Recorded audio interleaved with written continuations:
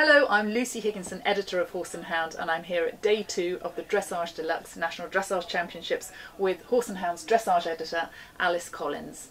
Here's some of the best of today's action.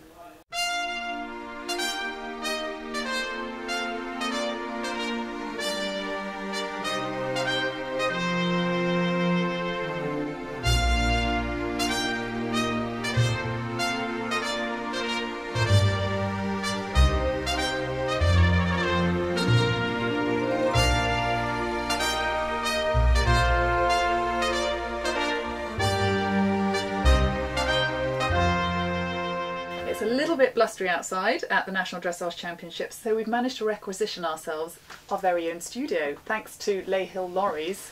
So many thanks to them for lending us this. Alice, it's been a great day's dressage. We've seen everything from novice to small tour today, and the Novice Open was won by Lucy Cartwright, who I gather we've seen her horse in the news a little bit before. Yes, this season Fergana, who is the mare, was entered into a 6-year-old class, but actually she's 7, so as soon as BD realised, then that score was discounted. But it looks like she's more than made up for that with the win today.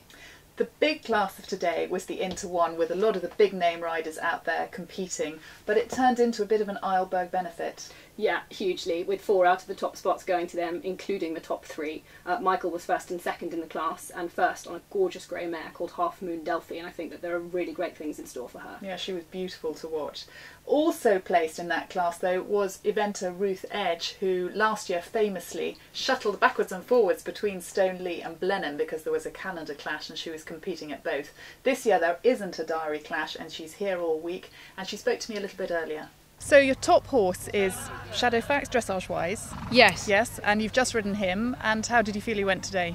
Yeah, I've just ridden him in the Intermediate one, and he was brilliant, really good. Our best test in Inter 1 to date. He's actually only done 3, so this is his 4th one at that level. So although he's 9, he's still green with everything, but I couldn't be more pleased with him. He's been on form this show. Well, Ruth looking very glamorous in her top hat there, but hats have been a really big issue at these championships, Alice, because of the new rule that comes in from the 1st of December that means that most riders won't any longer be able to wear these lovely elegant hats. They're going to have to wear proper safety ones with chin straps. That's right, and the BD members meeting here last night got quite heated, but it wasn't just riders, it was also from the point of retailers who felt that they've got a sore deal here.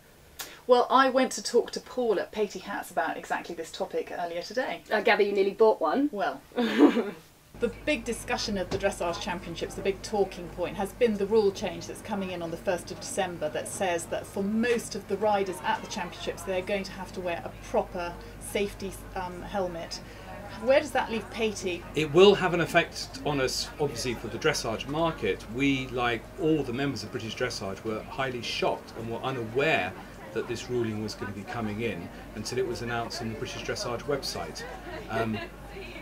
We feel, and all our owners feel, very aggrieved that they have just not looked at how the quality and fit of a Patey compares to other non-harness hats on the market. We also feel that British Dressage have not taken into account research done by the MFHA into health and safety at work for huntsmen, who concluded that it was as safe for a huntsman to wear a Patey as it was for them to wear a crash hat.